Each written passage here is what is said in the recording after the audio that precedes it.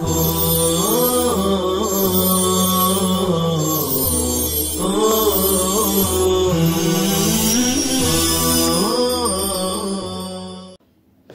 اللہ الرحمن الرحیم۔ عزیز طلباء اور سامعین، السلام علیکم ورحمۃ اللہ وبرکاتہ۔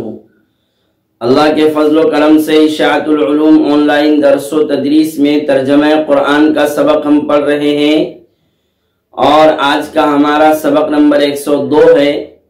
آج کے سبق میں ہم سورہ بقرہ کے رکوع نمبر 39 کی آخری آیت اور سورہ بقرہ کا رکوع نمبر 40 یعنی آخری رکوع آج ہم پڑھیں گے۔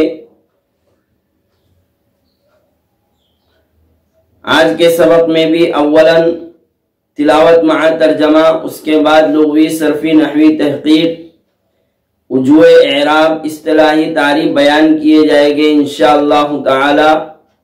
شروع کرتے ہیں ہم اپنا سبق۔ اعوذ باللہ من الشیطان الرجیم، بسم اللہ الرحمن الرحیم۔ وَإِن كُنتُمْ عَلَى سَفَرٍ وَلَمْ تَجِدُوا كَاتِبًا فَرِهَانٌ مَّقْبُوضَةٌ فَإِنْ أَمِنَ بَعْضُكُمْ بَعْضًا فَلْيُؤَدِّ الَّذِي اؤْتُمِنَ أَمَانَتَهُ وَلْيَتَّقِ اللَّهَ رَبَّهُ وَلَا تَكْتُمُوا الشَّهَادَةَ وَمَن يَكْتُمْهَا فَإِنَّهُ آثِمٌ قَلْبُهُ وَاللَّهُ بِمَا تَعْمَلُونَ عَلِيمٌ۔ اور اگر تم حالت سفر میں ہو اور تم کسی لکھنے والے کو نہ پاؤ تو گروی رکھنا ہے جس پر قبضہ کر لیا جاوے۔ پھر اگر تم میں سے ایک دوسرے کا اعتبار کرے تو چاہیے کہ امانت کو ادا کرے وہ شخص جس کے پاس امانت رکھی جائے، اور چاہیے کہ وہ اللہ تعالیٰ سے ڈرے جو اس کا پروردگار ہے، اور تم گواہی کو نہ چھپاؤ، اور جو شخص اسے چھپائے گا تو یقیناً اس کا دل گناہگار ہے، اور اللہ تعالیٰ تمہارے اعمال کو خوب جانتے ہیں۔ لِلَّهِ مَا فِي السَّمَاوَاتِ وَمَا فِي الْأَرْضِ وَإِن تُبْدُوا مَا فِي أَنفُسِكُمْ أَوْ تُخْفُوهُ يُحَاسِبْكُم بِهِ اللَّهُ فَيَغْفِرُ لِمَن يَشَاءُ وَيُعَذِّبُ مَن يَشَاءُ وَاللَّهُ عَلَى كُلِّ شَيْءٍ قَدِيرٌ۔ اللہ ہی کی مملوک ہے وہ تمام چیزیں جو آسمانوں میں ہیں اور جو زمین میں ہیں، اور اگر تم ظاہر کرو ان باتوں کو جو تمہارے دل میں ہیں یا تم اسے چھپاؤ تو اللہ تعالیٰ ان باتوں کا تم سے محاسبہ فرمائے گا۔ بس اللہ تعالیٰ جس کے لیے چاہے معاف کر دے گا اور جسے چاہے عذاب دے گا، اور اللہ تعالیٰ ہر چیز پر قدرت والے ہیں۔ آمن الرسول بما انزل الیہ من ربہ والمؤمنون كل آمن بالله وملائكته وكتبه ورسله لا نفرق بين أحد من رسله وقالوا سمعنا وأطعنا غفرانك ربنا وإليك المصير۔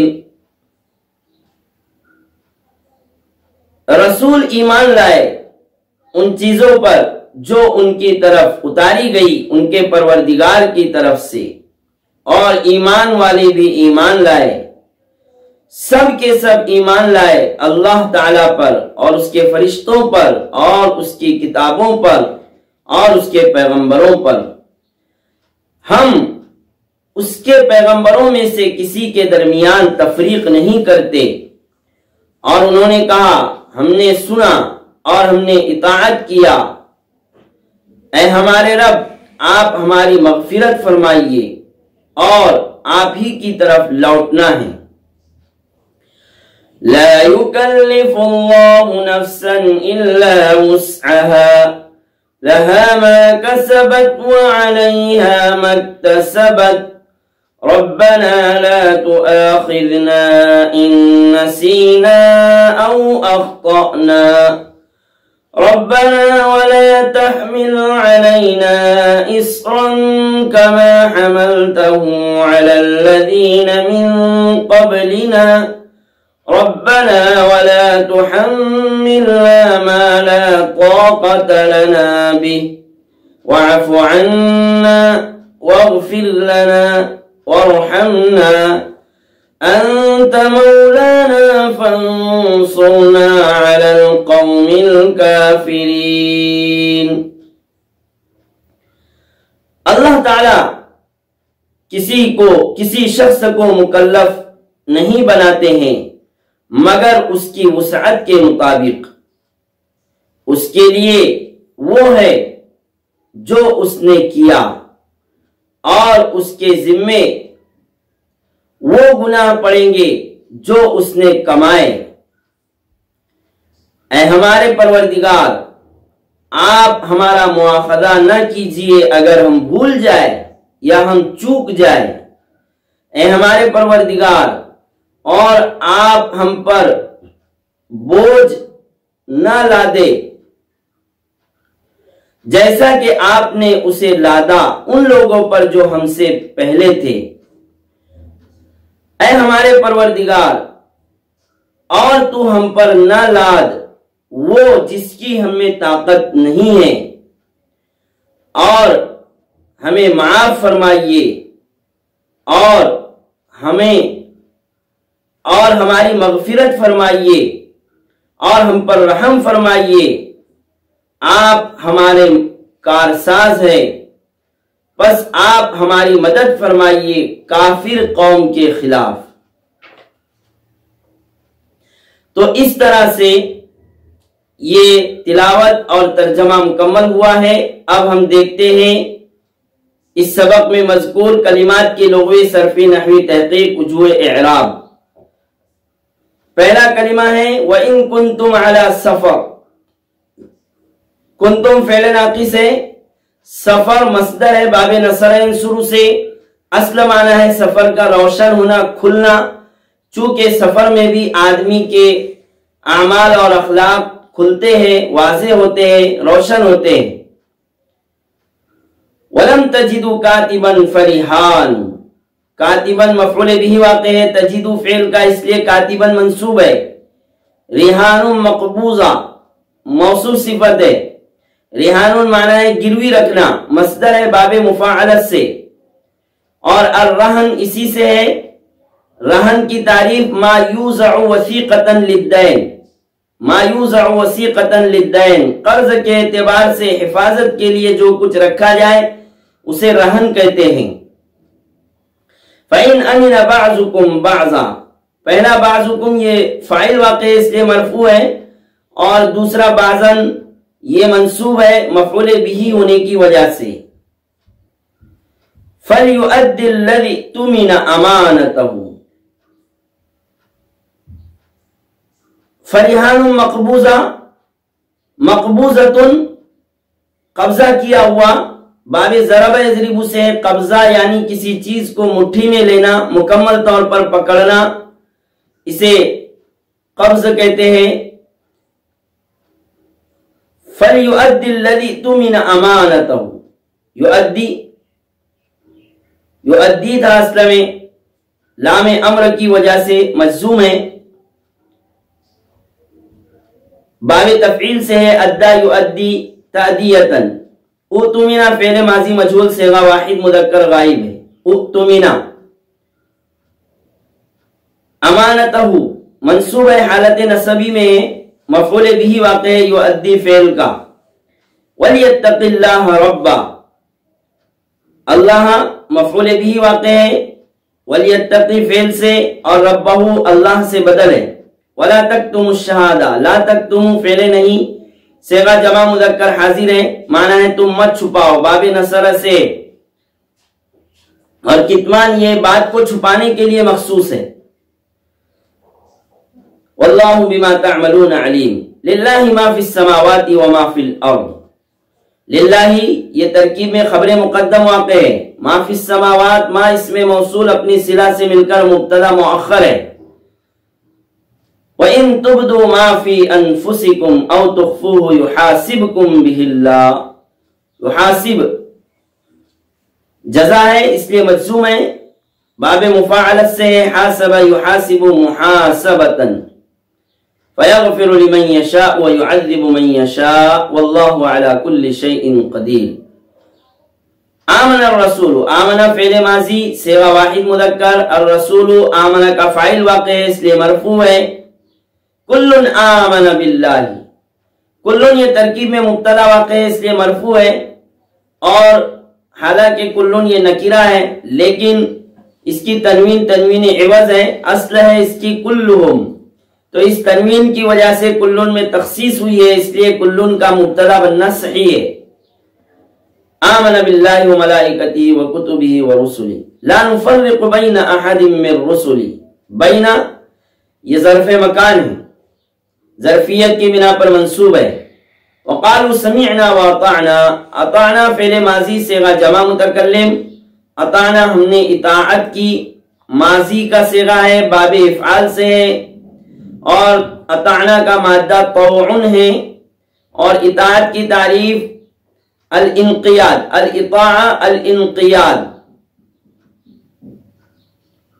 یعنی اطاعت کہتے ہیں انقیاد اور خوشی سے بات کو ماننا تسلیم کرنا. غفران کا غفرانہ منصوب ہے مفعول مطلق واقع ہے فعل محذوف کا ای اغفر غفران کا.